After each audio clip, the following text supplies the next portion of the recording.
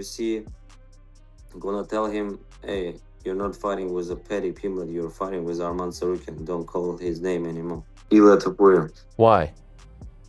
Because he's a fake. Arman Tsarukyan shook the MMA world this week after unleashing a series of sharp tweets aimed directly at Ilia Topuria. Starting with Ilia Topuria, he said his first choice is moving up to fight Islam, but if the UFC won't give him that jump to welterweight, then Paddy Pimblett is the matchup he's eyeing. It's a surprising pick from the champ and immediately set the internet off. Fans can't tell if he's being strategic or avoiding the Arman fight entirely. Mira, pues tengo a Paddy en la mente. Me gustaría pelear con Paddy si es que no me dejan subir en peso welter para pelear con Islam, porque el combate que realmente me gustaría tener es en contra de Islam en la tercera categoría. Next, Arman Tsarukyan fired back on Twitter, suggesting it couldn't be more obvious that Ilia is trying to stay away from him. He basically called out the champ for dodging the matchup, and that single tweet instantly blew up across MMA circles. Arman wrote a tweet saying, "Could it be any more obvious that El Pato is doing everything in his power to avoid fighting me?" Arman doubled down later with an even harsher tweet, mocking Ilia's whole image and saying his fall-off has been unbelievable. He joked that Ilia has gone from the matador to something far less flattering, taking direct aim at the champ's persona. It was the kind of shot that instantly split the fan base. Some loved the trash talk, others didn't like it that much. Arman tweeted,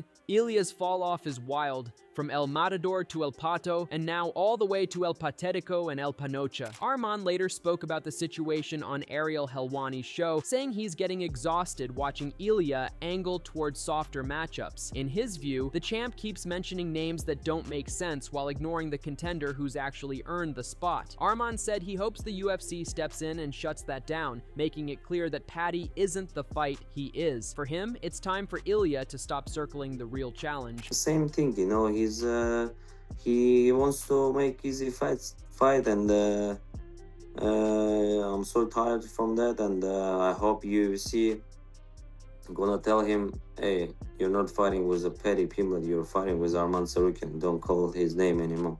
Arman made it clear he isn't bothered by the uncertainty around Islam or Ilia. His sights are fully set on 155, and the opponent he wants is Ilia for the lightweight crown. He emphasized that he's a true lightweight and plans to claim the belt, and once he does, he intends to defend it again and again. Focus in 155.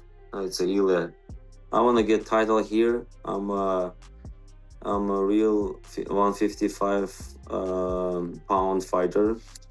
And that's why I want to be a champion here and then defend that title as much as possible. When asked who would mean more for him to beat, Islam or Ilia, Arman's answer came fast. He said Ilia because, in his eyes, he acts completely different on camera than he does in real life. Arman called that out as fake energy and made it clear that this matchup carries a different kind of motivation for him. For Arman, beating Ilia isn't just about the belt, it's about exposing someone he thinks isn't genuine. Who would mean more in terms of beating? Like, who don't you like more? Ilia Topuria. Why? Because he's a fake. Wow. Why do you say that? I mean, on the real life, he behaving different. On the camera, he's talking shit and like completely different guy. Okay. Moving on, Chael Sonnen pointed out that the UFC is in a promoter's dream right now, a rare moment where multiple contenders can all sell a title fight. But at the end of the day, only one name can be picked. And that's where a new rumor comes in. The lightweight title is expected to headline Paramount's big January debut. If that happens, Ilia will be on the card, which means he needs an opponent locked in soon. As a promoter, you dream of being in a position like this. You dream of having 3 and 4 and 5 guys that can all draw, sell, and bring attention no matter how you do it. But you also have to pick one, and there's a rumor, and the rumor is that in January on Paramount for their debut, they're going to contest the lightweight championship of the world, which means Ilia Topuria will be there, which means Ilia needs an opponent now. Chael explained that whether Paddy or Gaethje deserves Ilia next is actually a tight argument. Both bring strong cases. But that whole discussion falls apart the moment Arman's name enters. Dana already labeled Arman's last fight a title eliminator. He won it decisively, and the rankings back him as the true #1 contender. Once Arman is added to the board, the Paddy versus Gaethje debate simply doesn't hold up. Who deserves more? It's a very interesting battle. That contest and narrative is not so strong if you insert Tsarukyan. Tsarukyan is clearly the number one contender. I know that because Dana White said whoever wins this bout is the number one contender, of which Tsarukyan won. I know that because Dan Hooker just might be my favorite fighter and got beat. As a matter of fact, he got finished.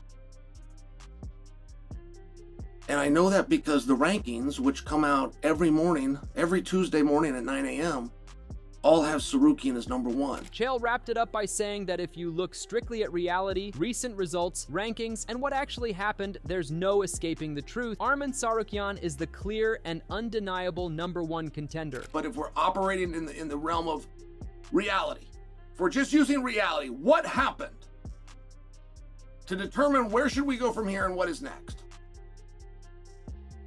There is no way to make believe that Arman Tsarukyan is anything other than the number one contender.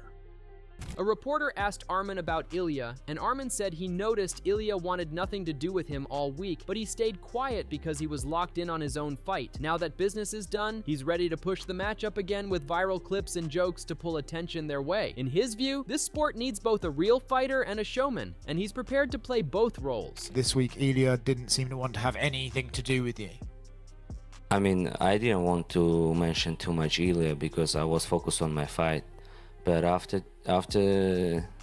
today, I'm gonna try to again create some crazy videos that are gonna be viral and try to make a joke, you know, and to bring a lot of eyes for that fight because it's like a media sport too, you know. You gotta be a good fighter and a good showman. Moving on, Renato Moicano critiqued the Arman versus Dan Hooker fight, saying Hooker missed a huge opportunity on the ground. He felt Dan had a strong guillotine-type position but didn't capitalize, noting that with sharper grappling, Hooker could have taken Arman's back or secured a choke. Instead, Dan seemed confused, let everything slip, and Arman pulled off an escape that Moicano said he'd rarely ever seen. But at the same time, I think Dan Hooker did a terrible job, you know, because in the end of the day, like, he had the guillotine, Arman like roll like the tail, the gator roll or something like that. But like if Dan was a little bit better on the grappling, he would take his back, you know. That was an easy position to take his back or to even to have a choke over there. But I think he got like a little bit confused and he let it go the guillotine and he let it go the stuff.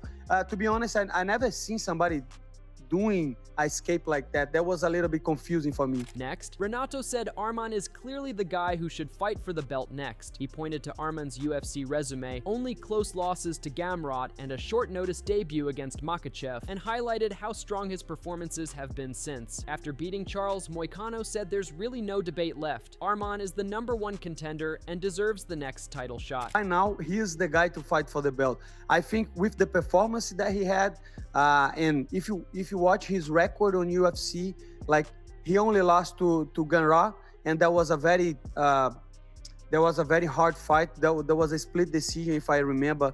Maybe I'm mistaken, but there was a close fight, and then he lost to Makhachev on his debut, like with very short notice. So the guy against Joel Alvarez, he did a very good job.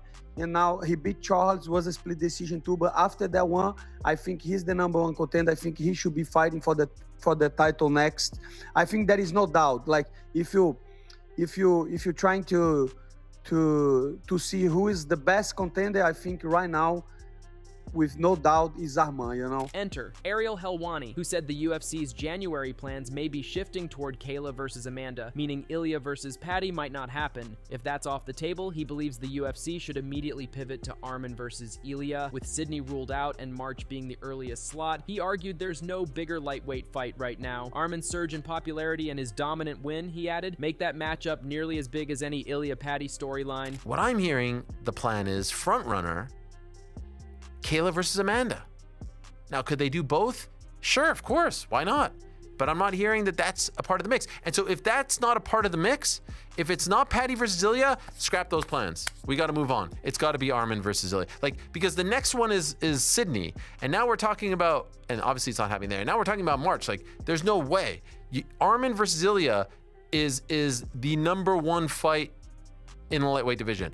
And dare I say, it's close. It's close to as big as Paddy versus Ilia, given how popular Arman is getting in that part of the world, and just how good he looked in this fight. Helwani admitted he's dying to see Ilia versus Arman and Ilia versus Islam, calling both matchups absolute blockbusters. But he's frustrated because it doesn't look like either one is happening next. With so much rivalry and hype already built in, he said it feels like the UFC is letting two massive fights slip by. I want to see Ilia versus Arman so bad. I want to see Ilia versus Islam so bad, and I feel like we're not getting either of those next. What the hell? You know what I mean? Like, the UFC has some blockbuster, juicy, like rivalries. There's heat there, and I feel like we're not getting either of them. Moreover, Josh Thompson said the UFC's biggest splash for the new year, especially with CBS involved, would come from Ilia versus Paddy, not Ilia versus Arman. He explained that Paddy brings massive UK hype, while Ilia has huge backing from Georgia, Spain, and the football crowd. Putting those two together creates a far bigger mainstream draw. From a promoter's angle, that matchup launches the new year with explosive attention. It's true, and I was talking with Dean Thomas today, and what he said was, it kind of makes sense. If you're talking about how you're going to jump into the new year, right? And you're going to get on the CBS, Angelo, the fight to make in the lightweight division will be Ilia versus Paddy, more so than Ilia versus Arman. If you're talking about what is the way to explode onto the scene, is you bring out the Scouser himself, right? And then you've got Ilia Topuria, who's got Georgia and Spain and and all the soccer people and everybody else behind him, right? And you put that fight together, that's a big draw right there, Angelo. Angelo Bedetti added that everyone agrees Arman is the rightful next challenger, but he doesn't completely dismiss the idea of Ilia versus Paddy either. He said Paddy being undefeated in the UFC and a massive draw makes the matchup understandable if it happens immediately, but delaying things into spring or beyond, leaving Arman waiting until next fall, would be ridiculous in his view. I think everybody agrees Arman's the next person in, like, he's earned that title shot. He had it once already. He blew it, but he had it once already. I don't hate the Paddy Pimblett matchup because he's at least undefeated in the UFC. You can debate the quality of opponent, but who cares, right? He's won all those fights. He has a huge fan base. He's finishing people. He's exciting. He's fun. It's not a ridiculous matchup to make. Like, this isn't just he leapfrogged because he has a bigger social media following. It's not an insane matchup as long as it's like now, right? If they wait till spring and then Arman doesn't get a crack till next fall, like, that's kind of a ridiculous time to wait. But if they just do it now and they're kind of on the same timeline, that's not that crazy. So as the lightweight picture keeps twisting, one thing's clear: Ilia's next move could swing the whole division. Whether it's the hype of Paddy or the rightful shot for Arman, the UFC has a massive call to make, and fans are watching every second.